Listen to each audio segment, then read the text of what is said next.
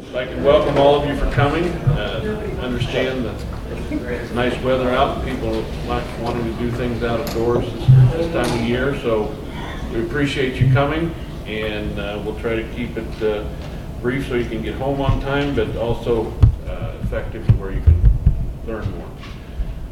The first item on the agenda is our legislative update from Rob Vescio, one of our lobbyists from Cone and Grigsby. Hello, everybody. Well, we're in our stretch run. The state budget will be passed before June 30th. In fact, the Senate is targeting a June 25th for final vote. Currently, the governor, House, and Senate leaders are negotiating a final spend number and taking one last look at the line items before final approval. Where we stand, as of today, the industry will not see any additional redirection of the Racehorse Development Fund. The legislature is not looking for additional revenue, which is a good thing. In fact, the state right now is exceeding last year's revenue estimates between $600 and $700 million. So some analysts actually believe that when the final numbers in June come in, they could be close to $1 billion in the plus. So this is all good news for us and not even for the Commonwealth. So some elected officials feel that the additional funds should be used to spend more on the $27.3 billion the governor has proposed. So this is where we are in terms of the debate as to House and Senate and what the final version is going to look like. They're debating whether they're going to spend some of the surplus to maybe do some of the buybacks on education that you may have heard on basic ed or some of the higher ed stuff. But that's currently what they're going for right now. The House, again, they passed their version of the budget in May and is waiting for Senate consideration. Highlights of the House version include they do maintain a $27.3 billion number. There's no tax increases. Restored approximately 25% of the cuts in the higher ed, and they think maybe even more will be coming. And they reduced spending in the Department of Welfare, and more importantly, as I said earlier, they maintain Governor Corbett's proposed budget and left the Racehorse Development Fund alone. And the county fair is also stayed at $981,000, which was the same as last year. So that stayed the same right now at this point. But again, even though this news is positive, we continue. We're not taking anything for granted. We continue to monitor and meet with legislative leaders and the governor. In fact, Kim is actually going to be with me in Harrisburg next week. We're going to meet with, we're going to do rounds in the Capitol and also have dinner with the legislative leaders one final time just to make sure everything is on par. So things so far are going well, but of course, we're never too positive until the governor signs the bill. So the Equine Coalition update, we're still meeting, constantly working with the other members of the coalition, closely working with the Standardbred lobbyists to get the message out. Breeders still remain active. There's still a problem. They're still bothering Senator Don White from Indiana. So there's still some issues that are still percolating, but right now we're not seeing much traction for them. As I mentioned to you before in the last meeting, we commissioned the MSOA in collaboration with the other horseman organizations. We commissioned an economic impact study through the Innovation Group.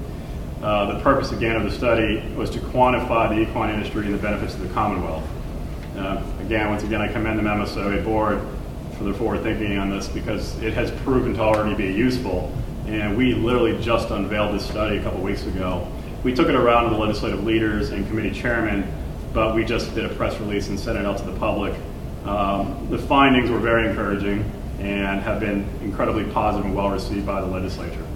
Some of the report highlights, of course, on live racing days, live racing days increased slot machine gaming by 15%. So obviously this industry benefits casino industry, which is a very positive sign. Act 71 is working. But the growth of the industry was slowed by Senate Bill 11, which was the 17% rate on the Racehorse Development Fund. So we're actually able to quantify that number, what they did taken away, has actually slowed the growth, but the industry is still growing. Standardbred industry had an average purse per race of $15,266 in 2009, which is the third in the nation, and gross purses about $108 million was second in the nation. So the industry is growing nationally as well. In 2009, the equine industry brought a total of $875 million in economic impact to the Commonwealth. This included the industry invested $155 million in capital investment translating an economic impact of $385 million, or for every $1 invested, 2.48 times was generated in economic activity. The equine industry also invested $260 million in indirect spending, translating an economic impact of, for every dollar invested, 2.13 times was generated in economic impact for the Commonwealth. The equine industry as a whole reinvested approximately 90%, or $210 million, of the Racehorse Development Fund distribution into the local economy. So we're proving that this is an economy in Pennsylvania, and it's a big economy, and this is an industry that the Commonwealth should be taking notice of, that what they did is working.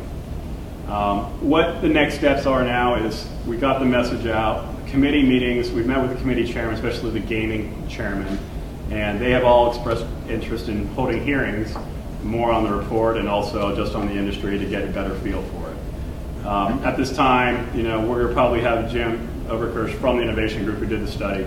He will be the one that actually goes out to the committees and actually presents the findings and answers the questions. And then finally, we are going to do upcoming legislative events here at the Meadows. We're going to bring out House and Senate leadership and also a lot of the rank and files sometime in July, maybe early August, before the Adios, where they're going to come out and tour the barns and check out, and maybe hopefully some of you guys will be around to help answer questions about the industry. Because again, the whole purpose of this is to educate them, because they don't understand it. They don't understand. They're getting better acquainted with, being more visible in Harrisburg and also with the study and so forth, but it helps them to come out and see it. We did this in Penn National, Hollywood Park, because it's 20 minutes from the Capitol, so we get a lot of legislators that come over for those days, and they have been proven invaluable. But we need to make sure they come out here and see what you guys are doing. And then, of course, we're going to try to get the governor out for the Adios. But that's all I have. Does anybody have any questions? Yes? I understand for a fact that the three management of Meadows, Pocono, and Chester have have lobbied, and supposedly in 5 to 7 years, no horse racing at the casinos. That's the 3 tracks. It's a known fact that management doesn't want us here. Regardless of what some people say, that they're helping us, they're not. They don't want to help us. They want horsemen out. It's not going to bother me, but it sure is going to bother a lot of you other people. And I just wonder if you can combat it. They say it's I know this for a fact. I've talked to a legislative aide. He says this is a fact. 5 to 7 years, we will get the horsemen out. There's a loophole in the law, and I wasn't told what it was. The next item on our agenda is the public relations with our PR consultant, Jeff Zittig. The website for the MSOA continues to do very well. In fact, I think over the last couple of months, we've increased the amount of information that's out there. And as the information increases, the hits continue to increase. The qualifiers are proving to be very popular now, especially now the 2-year-olds, last week's, and the ones I put up last night from yesterday. They're getting a lot of hits. A lot of people want to see the 2-year-olds. In fact, just to give you an idea of what happens, I know Kim got a phone call recently from an owner who was going to drive 500 miles to come see his horse qualify, and then when he found out that he could watch it on our website, that was a nice relief to him that he was able to do that. So it's nice that we're able to offer this for people. I did notice that, I did hear from some of you that there was some issues with watching live video on the Meadows website. They are aware of it. In fact, if you've been to the Meadows website this week, there is now a notice that there's a problem, and it gives you a couple of tips on things to try. So there has been a problem. It's not your computer. A lot of people are having an issue with live video lately, but they are working on that. The main thing heading toward right now is getting set up for Adios Week and some promotions during Adios Week. One of the things we did last year was to have an MSOA table during the night cards, and that went very well. We also had it set up on Saturday on Adios Day outside. That went very well. We're going to do that again this year, and again, we're going to need some help. Just need people to volunteer their time. If you can come over for a few races, sit in while somebody else who may have a horse in, goes and watches their horse, and then, just try to get people. We try to get as many people involved as we can, because it's not fun to have one person have to sit there for 5 hours. when they may have a horse in or something like that. So try to get as many people involved as possible, but just be advised we are probably going to be doing the MSOA table on Wednesday, Thursday, and Friday nights during Adios Week, and possibly we're going to look into doing something on the Saturday night before, because it's going to be a rare opportunity for us to have a Saturday night card, and we're going to have a different type of a crowd in here that night as well. So the night of the eliminations for the Adios, we may have something going as well. The board is looking into some promotional items such as hats for a giveaway item. We're also looking now at possibly doing something such as a racehorse owner for a night contest, where we would have 9 names drawn over the course of Wednesday, Thursday, and Friday nights, and then we would put up, the MSOA would put up a little, what we would call a purse. If we can come up with some money, we'll put up a little bit of money for these people, stand them outside down by the rail, put out 9 saddle pads. Everybody, we do a post position draw. Everybody, these people, the fans, get 1 horse each. Whoever wins, that person gets some money. Whoever finishes second, they get some money. Then all the way down the line, we'll give them a few bucks for even finishing last.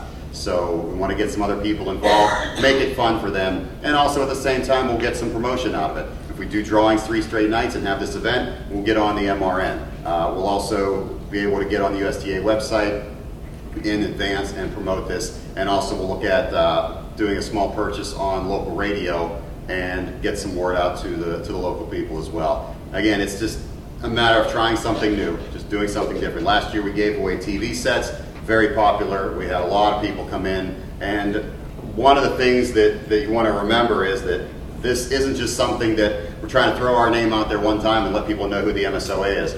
This benefits everybody. One of the key things that came out of our having a table last year was that we had enough people interested in horse ownership that they were asking questions. How can I get involved? How can I get involved? How can I find a trainer? Well, that's why we ended up setting up the trainer directory on the website. And from that, people have gotten owners. This year, what I want to do is I want to print up a few copies of that, take that information off the website, have some printed copies available at our table for Adios Week, so that some people that are very interested, they can take that information with them, and we give them an opportunity to get involved as horse owners. So again, it's about getting our name out there, but it's also about finding new horse owners, and not only just keeping our members happy and do some things for our members, but give them an opportunity to bring some new people in, and also just find some new people for some trainers as well. So that's what it's all about, and that's what we're looking at for Adios Week. And again, we'll need some help. I know Lori put in a lot of time there last year, and she needs help. I need help. I was down there a few nights. Janet Collins came down a few nights. Those pretty mock girls and, can help me out at that table. Did you hear her, Dan? I said those pretty mock girls can come out and help me at that table. And I'm sure they will. Yeah. So again, we'll need some help down there during Adios Week, and possibly even the night of the Adios eliminations, and we'll get some information out to everybody via email as we get closer to that. Does anybody have any questions? One issue that we haven't brought up a lot yet, but we talked about it earlier, was July 15th through the 17th is Back to the Track, a USDA national promotion. The track has told me that they have some things in mind, and we need to gear up for something for Back to the Track and get some. The main focus of it is to get people that are in the industry to bring new people those days. We happen to race on a Friday and Saturday that weekend, so we can participate 2 days, and you'll be hearing more about it on our website and email broadcast next week or two. But that's become last year we didn't race during that weekend, so we couldn't participate. This year we plan to participate. And I've already been in contact with track management. Again, this year they're going to have me assist with what they're doing. So I'll be working with Evan Paddock, and also they're going to bring in Jerry Connors from the State Racing Commission to help out during Adios Week. So it's become a collaborative venture. Again, it's not the same as it was years ago, back when I worked for the racetrack itself. It's not just the racetrack doing things. You know, we're all working together, trying to promote and trying to get people out here. And so there'll be a group of us working on both the Adios Week events and that Back to the Track event. All right. Thank you. Thank you, Jeff. Next on our agenda is the Backstretch improvement update. As most of you have seen, we have 2 barns completed, and now not completely, but mostly occupied.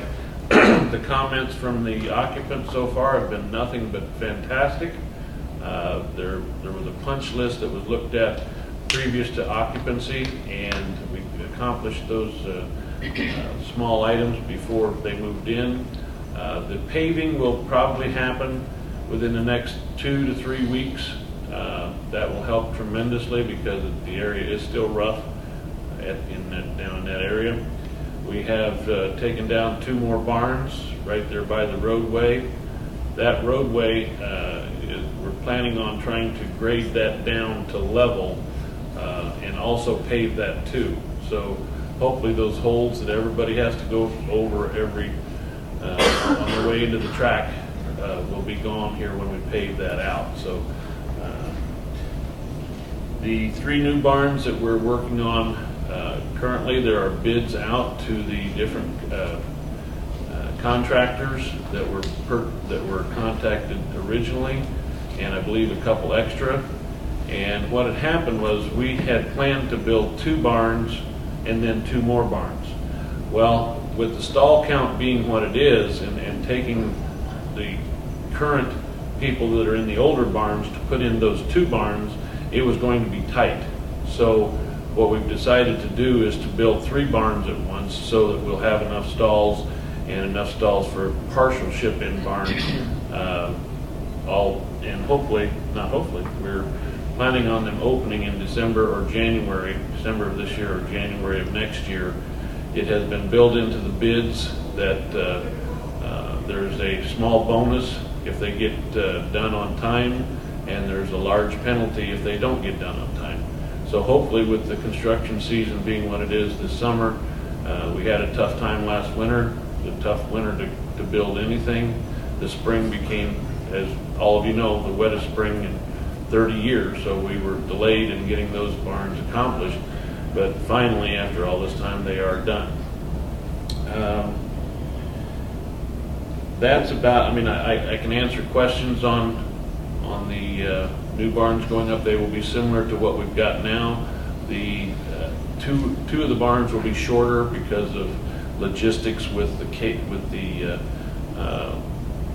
cable that goes into that area, as well as the road that we saved, the road that's there, and the blacksmith shop, so they'll be set back a little bit, and we'll lose some stalls there, but we'll be able to gain them up in the remaining 3rd barn.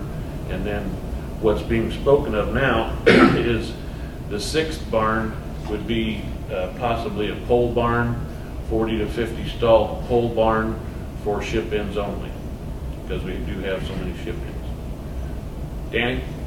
What's the reason for the portable stalls? What are these? Are they a lot cheaper, I'm sure, but is it maintenance-wise, isn't that going to cost you more maintenance? Actually, they're less maintenance than putting poles in, Danny. And that's why when they're looked at, we bid 3 different companies, and the way they're constructed, that's how you buy stalls nowadays. So that's why they're bought that way. I think they're very solid and sufficient stall. Yes, Jim. Are we going to take 3 months off? Somebody was saying we're supposed to take like January, February, and March or something. That's never been mentioned in any meeting that I've heard, man. Okay, just for a reason. Yeah. Doesn't mean they won't bring it up. but- Which happens all the time, but to my knowledge, it hasn't been brought up even from management. Well, hearing no others, I appreciate your coming and participating, and our door is always open. Our phone lines are always there for you at any time, so please give us a call with your concerns or comments. Thank you very much. Thanks.